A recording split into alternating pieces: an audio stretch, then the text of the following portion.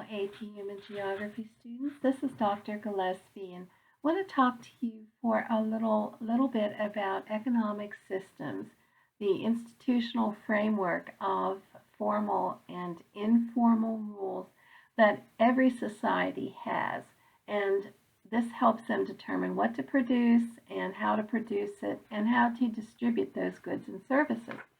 Another more popular term for um, economic system is just economy. An economy or economic system is the structural framework in which households like yours, businesses, and governments undertake to produce the goods and services that allocate limited resources to satisfy unlimited wants and needs. An economic system is primarily characterized by its key institutions, especially those relating to the ownership and control of resources and the means of production. Two real-world economic systems that that differ based on key institutions are capitalism and communism. Here's just a quick little diagram to show you. First of all, there is no pure free market system in existence today. There is also no pure communist or command economy system today. Everyone sort of falls into a mixed economic system when you can see that countries such as Japan and the United States lean more heavily towards capitalism, and countries that are communist in political control, North Korea, China, PRC, and Venezuela, Cuba, for example, lean heavily towards the communist basis. So we're going to talk a little bit about that, and then we're going to talk about how economic activities are designated and classified. And that will be today's discussion. First of all, capitalism is an economic system where ownership and control of uh, property, the resources of production is largely in the hands of individuals like you and me, or also uh, private businesses and households, as opposed to the government owning. Now, when we say the government owns anything or produces anything, it's a public good. We are talking about public as opposed to private. The free market economy is based on the private property rights of the individual person. In the United States, you can own a piece of property. You can't own a piece of property in Cuba or communist China or Venezuela, and many countries that are leaning heavily towards socialism and that type of economic system. You find increasingly that private property ownership has been taken away from them at one point or another. So communism, the ownership and control predominantly rests with the government. Socialism is somewhere in between. It's a third noted economic system that borrows institutions from both communism and capitalism. Now, we can classify and categorize economic systems according to who makes most of the decisions in the economy. Most economies are generally categorized as a market economy or a command economy. Now, a market economy is an economy where the system of interdependent market prices is used to allocate goods and services and productive resources. And the sort of supply and demand free market economy dictates and coordinates the plans of consumers and producers. So when demand is high, usually supply rises and more is produced. And so it's the basics of supply and demand and in the market economy. The command economy is an economy where most economic decisions of what's produced and who gets it are resolved through central planning and control by the government, the federal, or shall we say the central government. So, how do different economic systems respond to the basic questions of what to produce, how to produce it, and who will get it? In a socialist or command system, the central authority will make those decisions and determine.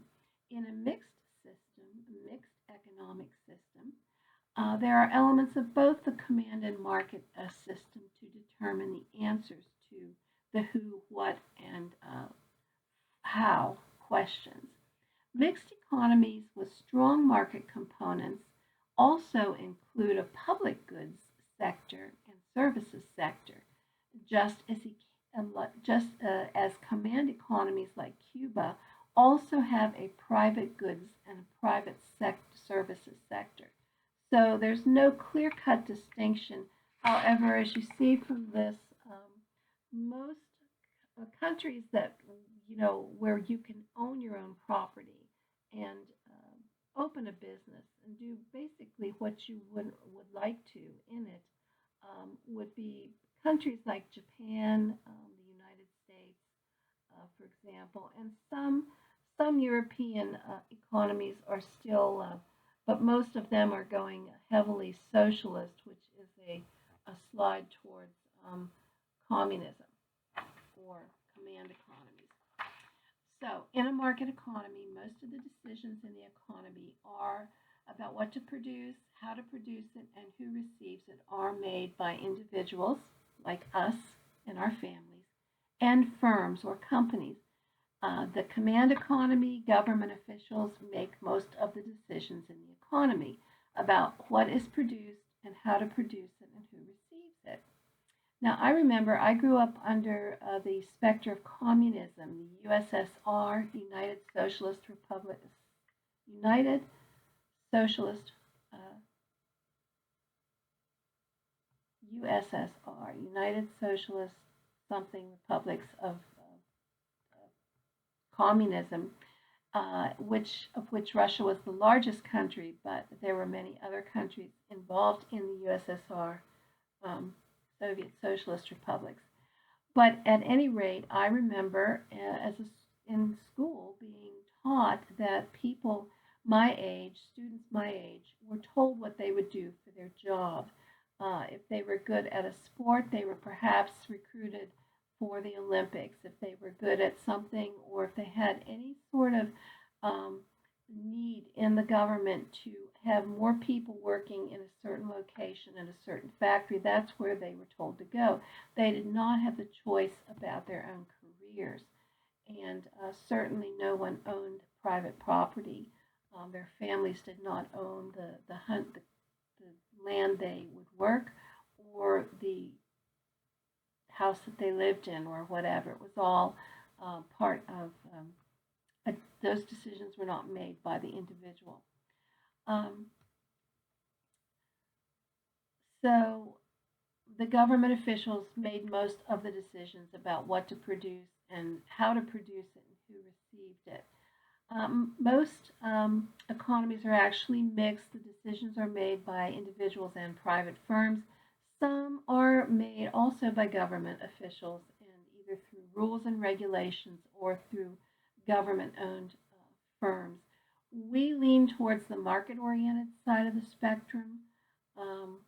Here in the United States, increasingly elements of socialism are creeping in fairly recently in terms of larger parts of the like the service sector, the energy sector in particular.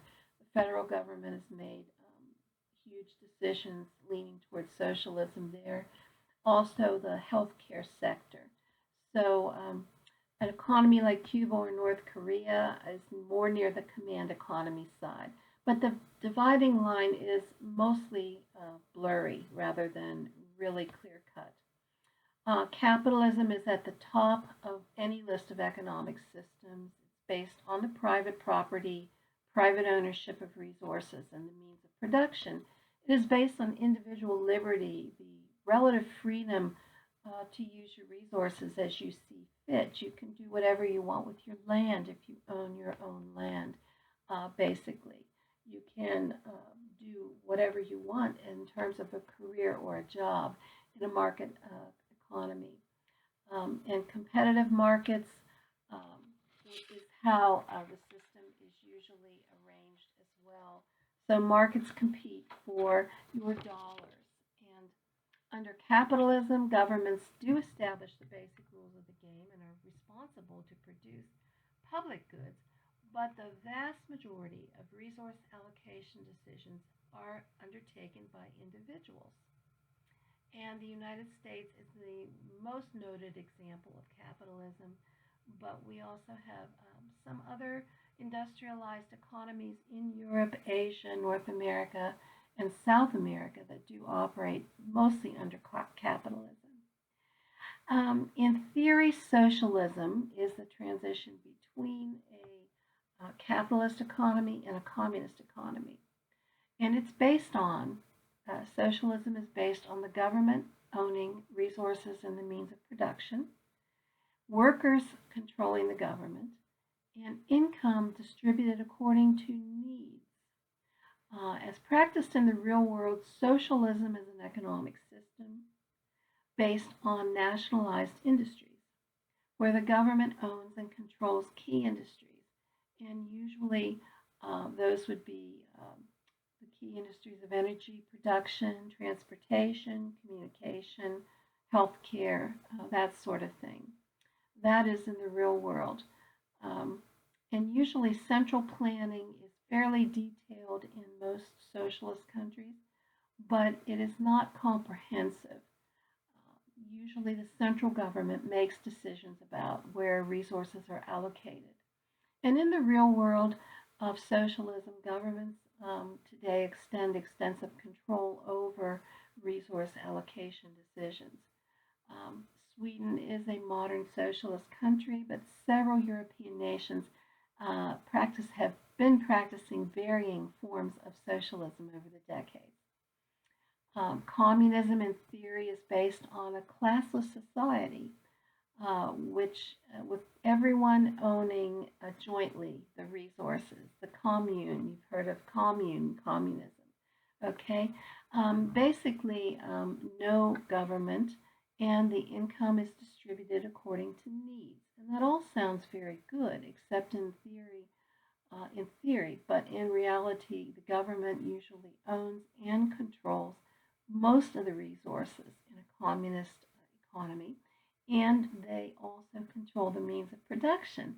So the government decides, it's the old guns and butter economic quandary. Are we going to produce more consumer goods, the butter, or more capital goods, which are the guns, the means of heavy production and defense? So under real-world communism, governments undertake the vast majority of resource allocation decisions, and very few decisions are left for the individual like yourself and myself to make. The former Soviet Union, as I said, was the main example of real-world communism in its glory before it was disbanded in the 1980s. China, Cuba, and a scattering of African nations continue to operate under various forms of communism.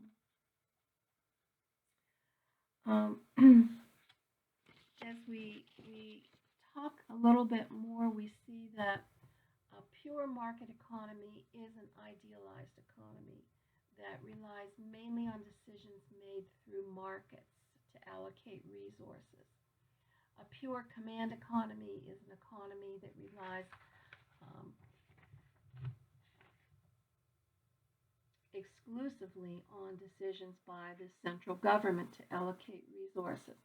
But neither type of economic system currently exists in the world, nor has either ever existed. Both ideals are benchmarks that can be used to compare, but the key word that makes each theoretical is exclusive. Real-world economic systems rely on both markets and governments to allocate resources. While some real-world economic systems come close to one extreme or the other, they never actually reach the ideal. Now, really quickly to wrap up, we're going to talk about human activities. So we go down from the macro level of economic systems of a country, and we go down to into the country, the microeconomic picture. What goes on in our country? Okay, human activities which generate income are called economic activities, and they're broadly grouped into primary, secondary, tertiary, quaternary, and quinary activities. So let's first understand the difference between the sectors of the economy so we can understand the factors that are responsible, essentially, for the allocation of these different industries in various parts of the world. The first sector that we want to talk about is the primary activity economic sector. And this is a picture of a coal mine, and mining or any sort of quarrying, anything to do with the natural resources and extracting them out of the earth is a primary activity. Also, we would include fishing, hunting, agriculture, forestry, anything to do with utilizing the earth's resources of land, water, vegetation, building materials, and minerals. People engaged in these primary activities are called red-collar workers due to the outdoor nature of their work. That's our primary activities. Then we have secondary economic activities, and these add value to natural resources by transforming raw materials into valuable products. Secondary activities are concerned with manufacturing, processing, and construction. Here we see a welder constructing something. People engaged in secondary activities are called blue-collar workers. They actually work in factories usually. They process, they make, they construct infrastructure types of industries. We also have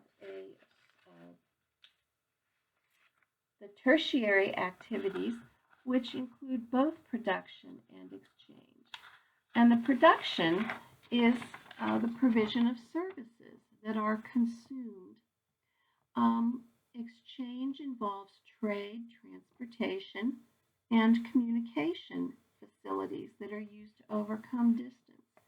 So tertiary jobs are white-collar jobs such as retail, such as insurance sales, such as any kind of white-collar job that you can think of.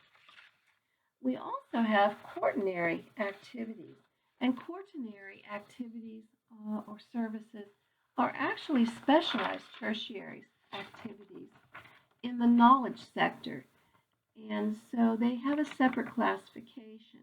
There has been a very high growth in demand for and consumption of information-based services, from mutual fund managers to tax consultants, to software developers and statisticians, personnel who work in office buildings and elementary schools and university classrooms, hospitals and doctors' offices, theaters, accounting, and brokerage firms all belong in the quaternary activity sector. Like some of the tertiary functions, quaternary activities can also be outsourced to other countries. How often have you received a phone call from someone who could speak English but was actually located in India or in another country.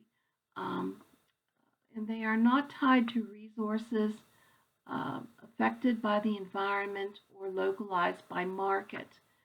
So quaternary activities can take place and can be located in other countries as well. The last sector we have is the quinary activities. This is baby boss baby, but it reflects services that focus on the creation and rearrangement and interpretation of new and existing ideas. Um, these people interpret data and evaluate and use new technologies, often called the gold collar professions. They represent a subdivision of the tertiary sector that represents special, highly paid skills, senior business executives, government officials, research scientists, financial and legal consultants. Their importance in the structure of advanced economies far outweighs their numbers. There are not that many of them, but they make important decisions that guide the big picture of our economy. And this highest level of decision makers or policymakers perform the quinary activities. Thank you for your attention. I'm so glad that you were able to be with us. And I hope that this gives you a little glimpse of Chapter 8 as we go into what I like to call economic geography. This is one of my favorite aspects of geography. I was an econ major at one time in my first 4 years of college, so I love economics. It makes the world go round. Thank you. Have a good day.